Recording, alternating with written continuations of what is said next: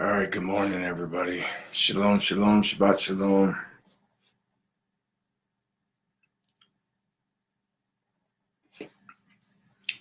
I'll give it a second, let a couple people get on here.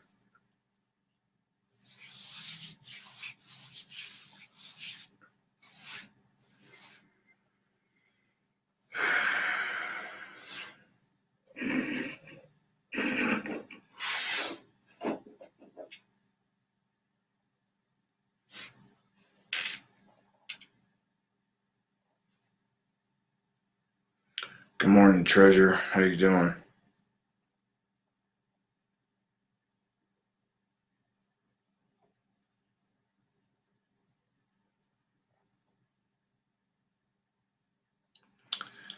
Amy, good morning. Edelbert, good morning.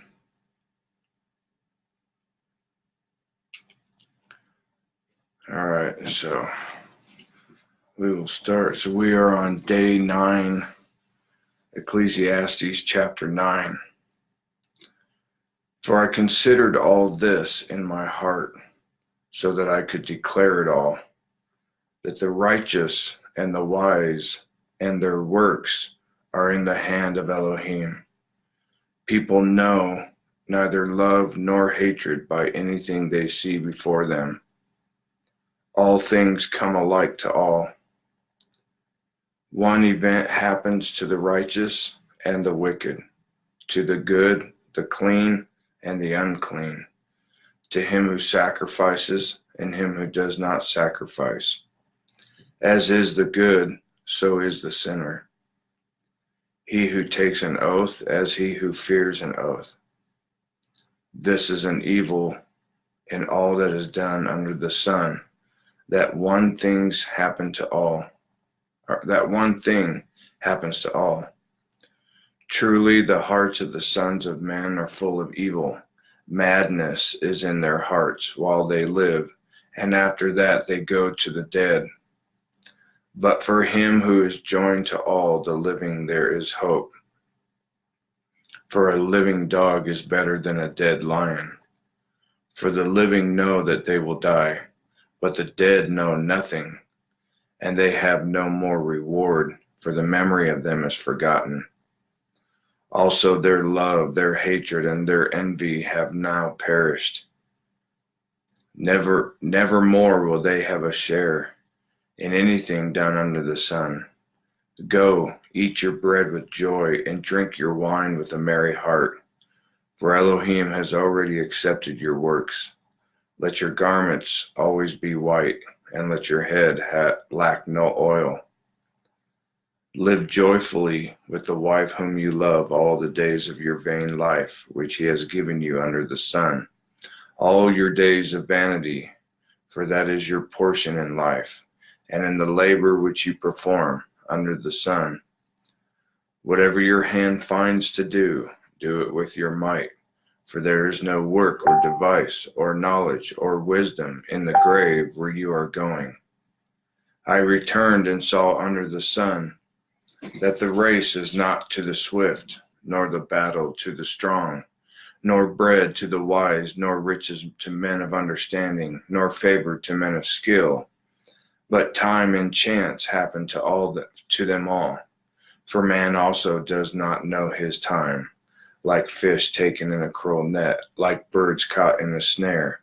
So the sons of men are snared in an evil time, when it falls suddenly upon them. This wisdom I have also seen under the sun, and it seemed great to me. There was a little city with few men in it, and a great king came against it, besieged it, and built great snares around it. Now there was found in it a poor wise man, and he by his wisdom delivered the city, yet no one remembered that same poor man. Then I said, wisdom is better than strength. Nevertheless, the poor man's wisdom is despised, and his words are not heard. Words of the wise, spoken quietly, should be heard, rather than the shout of a ruler of fools. Wisdom is better than weapons of war, but one sinner destroys much good. Wow. So I want to do something here real quick because we're going to kind of break some of that down.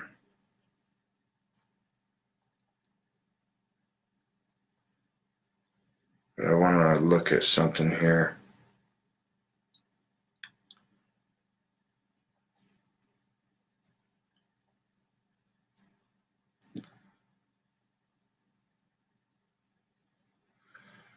So as my wife had taught on a message she did a while back there's about 7 different types of wisdom in Hebrew.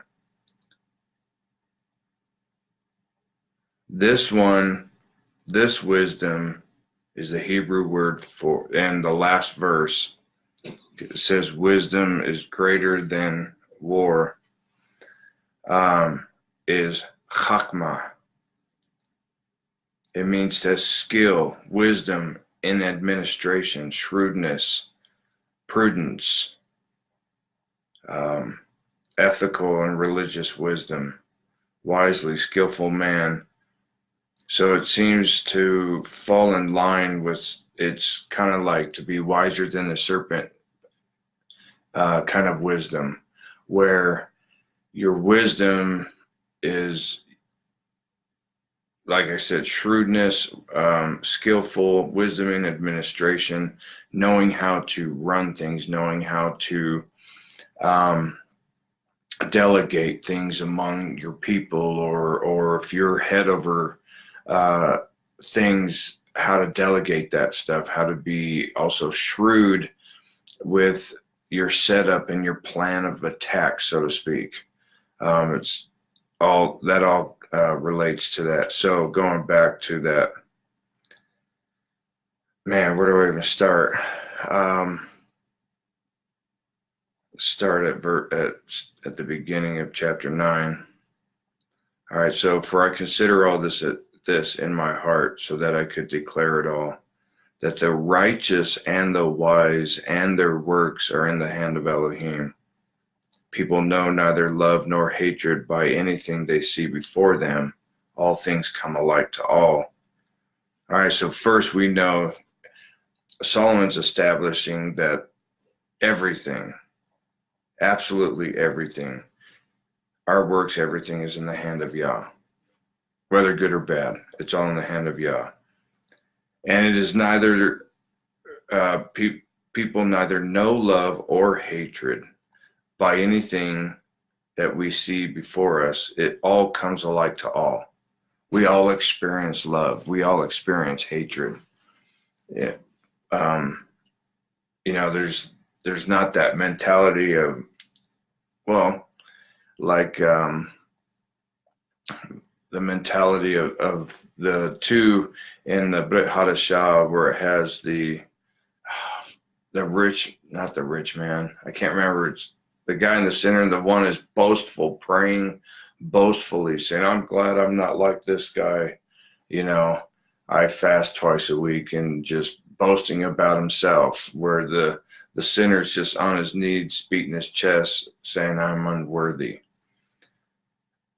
But yet both experience the same thing. Both know love. Both have known hatred.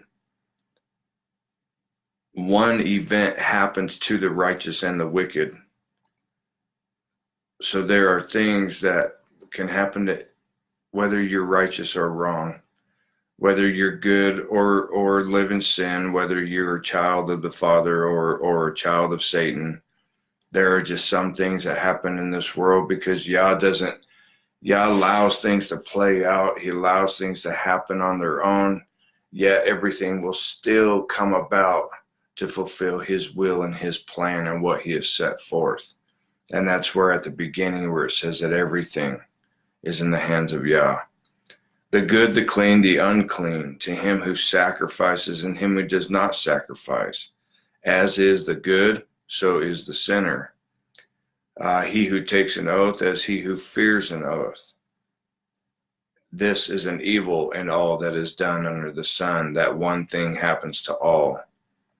So there are just life and death, sickness and disease, wellness and blessing, all of this stuff. It happens to everybody, We live in the world that is corrupt and filthy and vile and sick, and everybody pays the consequences sometimes because man just doesn't want to listen. Man has poisoned the earth. Man has polluted the airs. Man has poisoned us with all the toxins and the pharmaceutical drugs and the different things that people do to do whatever. Our water's filled with who knows how many hundreds different types of chemicals and stuff like that. All of these things. So there's a price. Truly, the hearts of the sons of men are full of evil. Madness is in their hearts while they live, and after that they go to the dead. But for him who is joined to all the living, there is hope. For a living dog is better than a dead lion. For the living know that they will die, but the dead know nothing, and they have no reward, for the memory of them is forgotten. And that's where this is where it separates us from them. We have hope. It was like I was talking about yesterday. You read where Solomon's talking about that, that the wicked's life is prolonged and they live a long life, and people, it doesn't make any sense. And then you read verses that are directly from Yah saying that I will shorten the days of the wicked, and they will not have a long life. And I was sharing with you that how I believe what that pertains to is being in the presence of Yehovah. These days in and of itself here on this earth don't mean anything. They're meaningless without an eternal purpose. Everybody on this planet is before the presence of Yehovah right now. Even David said that. He said, wherever I'm at, there you are. I make my bed in Sheol, there you are, and all this other stuff. But when it's over with, and when those who are judged as the wicked are cast into the lake of fire, whether they cease to exist or they burn forever, whatever your belief is, they are utterly and completely removed. Even Sheol and Hades and all that is cast into the lake of fire. And they are removed from his presence forever. That, I believe, Mishpachah, is what that truly stands for. Is that our days, the wicked days are shortened, and they do not prolong their life because they no more have life, and life being not life is in that they're alive, but life in being in the presence of Yehovah. And for the righteous, their days shall be long, and they shall live long. And that is us when we pass away and we stand before Yehovah and we're judged and he welcomes us into his kingdom. Our days are prolonged for eternity, where we will be with him forever and in his presence. And I believe that's key in all of this.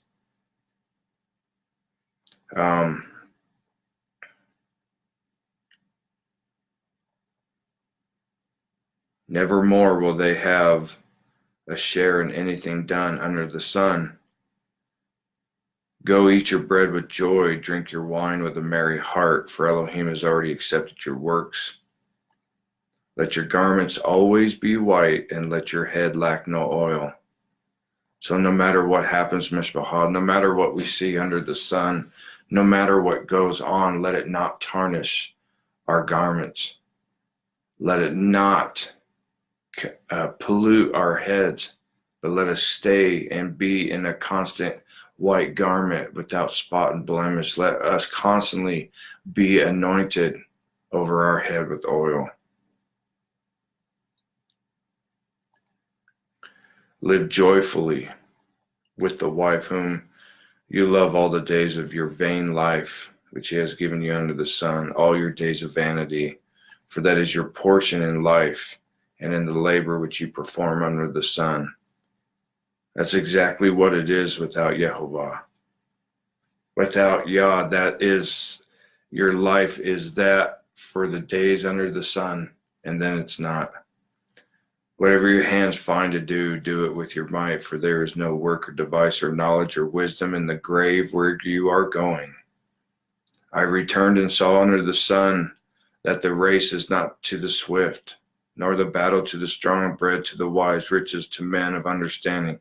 So no matter who you are, whether you have all understanding and all skills and all wisdom and all strength and how fast you are, it does not mean that you are blessed. It does not mean that you will win the war. It does not mean that you will win the race. It does not mean that you will have bread to eat. It does not mean that you will have riches or favor or any of these things.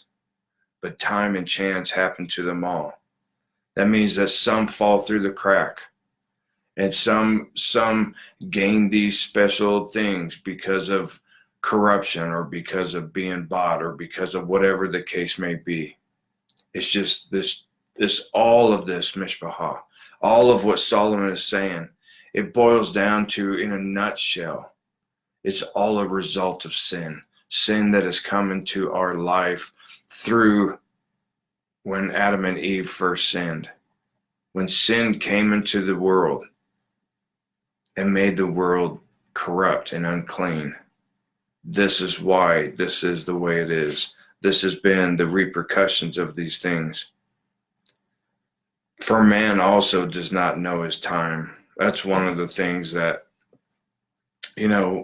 it's interesting when I hear people say, oh, I guarantee you this will never happen again, or I guarantee you this is what's going to happen, or whatever the case may be. It's very interesting when people talk like that, because you always end up seeing it change, because man cannot guarantee nothing. We can't even add a hair to our head or an inch to our stature or a day to our life. We don't even know if we'll be alive 5 minutes from now. Like fish taken in a cruel net, just like that. Like birds caught in a snare, so the sons of men are snared in an evil time when it falls suddenly upon them.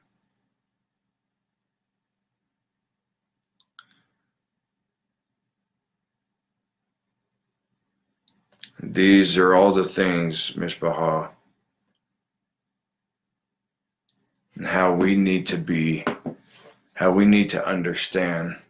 And this is why we need to put away everything that distracts us in this world. And I'm not talking about necessarily getting rid of it. I'm talking about putting it in its place. Putting things into priority. There should never be anything or anyone in your life that even remotely comes close to the same level of importance as it should be in your life, as keeping his commandments, as keeping his Sabbath.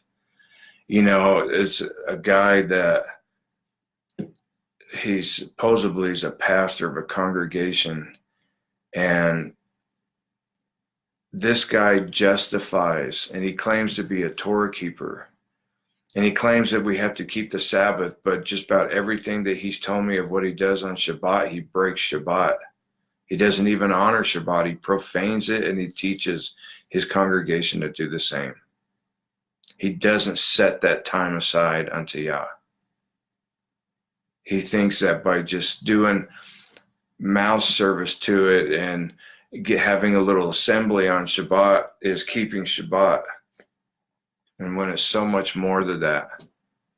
And these are the things. Yeshua said it.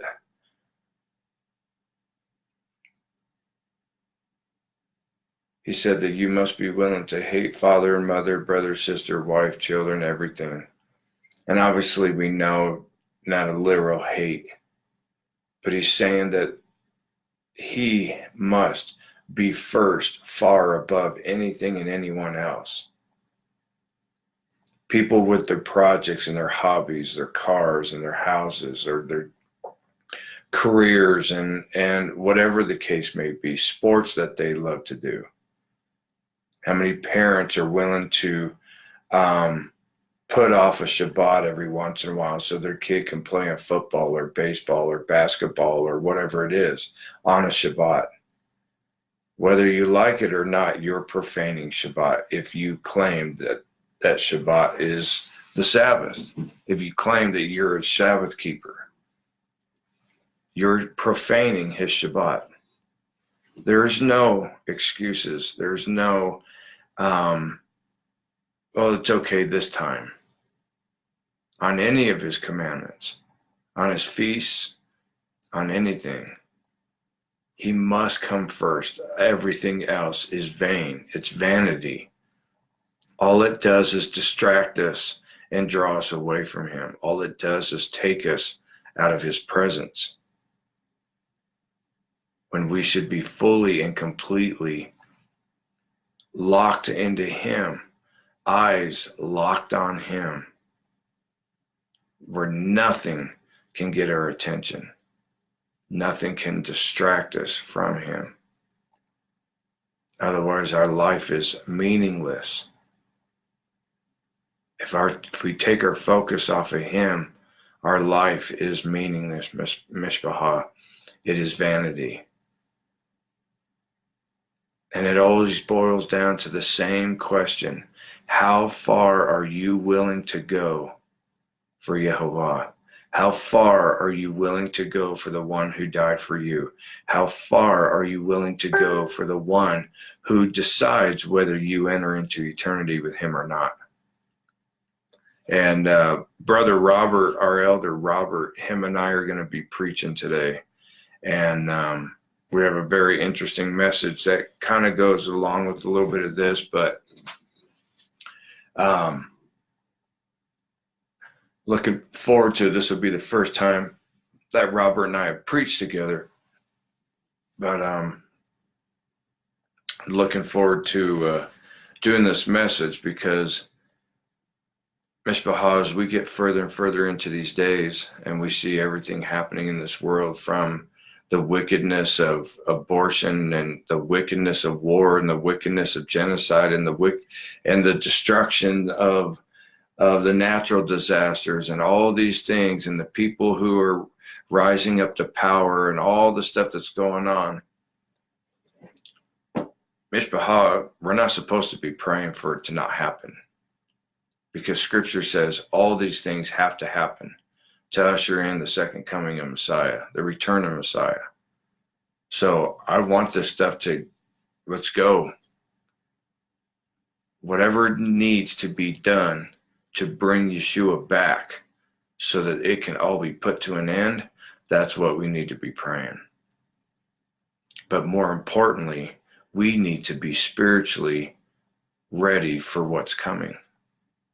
And if we are not working and building on that personal relationship with Yehovah and being surrendered to him, we're going to get chewed up and spit out and destroyed when the worst of this stuff hits the fan. So I pray that you ponder on that, and of course go back and read that chapter again. And I hope to see you all today at 2:00 Mountain Standard Time. Robert and I do a sermon together. But other than that, mishpachah, I love you all, and I hope you have a blessed Shabbat. And most of all, Yah loves you. Shalom, shalom.